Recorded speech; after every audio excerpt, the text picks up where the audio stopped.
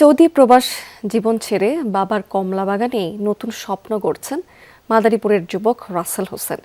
যত্নে বেড়ে ওঠা বাগানে মিলেছে আশাতীত ফলন। এরই মধ্যে স্থানীয় ক্রেতাদের মাঝে সাড়াও ফেলেছেন বেশ। বড় পরিসরে ফল চাষের পরিকল্পনা করছেন এই কৃষি উদ্যোক্তা। বিজলি কেবলস এর স্কিন কোটেড ইনসুলেশন আগুন প্রতিরোধী। বিজলি কেবলস, নিরাপদ আজীবন। প্রবাস জীবন ছেড়ে বছর তিনেক আগে এই ফল বাগানের দায়িত্ব নেন মাদারীপুরের রাসেল হোসেন। মাত্র ৬০টি কমলা গাছ নিয়ে শুরু হয়েছিল এ যাত্রা। ২০১৯ সালে শিবচরে ১ বিঘা জমির উপর কমলা চাষ শুরু করেন শওকত হোসেন।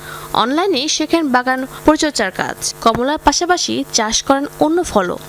বাজারজাত করতেছি কমলা, আলহামদুলিল্লাহ গত বছর চাইতে এই বছর একটু সুস্বাদু হয়েছে, বেশি ভালো। বাগান অনুযায়ী আমি সরকারের কোনো হেল্প পাইনি। আর এছাড়া যে কৃষকের যে প্রতি মাসে যেটা দেওয়া হয় ওইটা পাইছি আমি।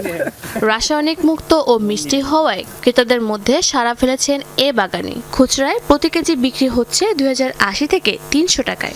বাংলাদেশের মতন বেকারত্ব দেশে আর এই ক্ষুদ্র পরিসরে এগুলা করা খুব ভালো আর কি। এটা বেকারত্ব অনেকটা দূর হয়। তাছাড়া আমাদের দেশের যে কৃষি ব্যাংক আছে তাদের এদিকে একটু খেয়াল রাখা উচিত। স্থানীয়ভাবে যে কমলাগুলো উৎপাদন হচ্ছে, এখানে যে গাছে যে কমলাগুলো ধরেছে এটা ফরমালিন মুক্ত থাকায় আর বেশ স্বাদও বেশ মিষ্টি। অত্র এলাকায় এরকম কোনো বাগান নেই। ফলগুলো সচরাচর ছোটবেলা থেকে দেখে আসছি, দেশের বাইরেই পাওয়া যায়। আমাদের দেশে এই ফলটা মানে আলহামদুলিল্লাহ যে স্বচোখে দেখা এবং কি নিজ হাতে ছেঁড়াটা সৌভাগ্যের। বাজারের চাইতে এখানে অনেক ভালো ফল, আর এটা মিষ্টি এবং টক দুটাই আছে। পাশাপাশি এটা হলো ফরমালিনযুক্ত না। জেলাতেও দিন দিন বাড়ছে কৃষিভিত্তিক এ ধরনের উদ্যোগ। এতে তৈরি হচ্ছে কাজের নতুন ক্ষেত্র।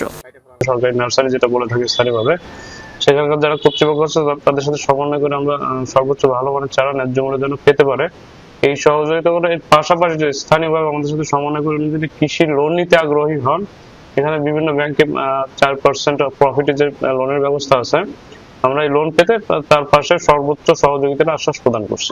কৃষি বিভাগ বলেছে স্থানীয়ভাবে আরও কমলার বাগান বাড়লে আমদানি নির্ভরতা কমে আসবে। শাহজিন অন্তরা, যমুনা নিউজ।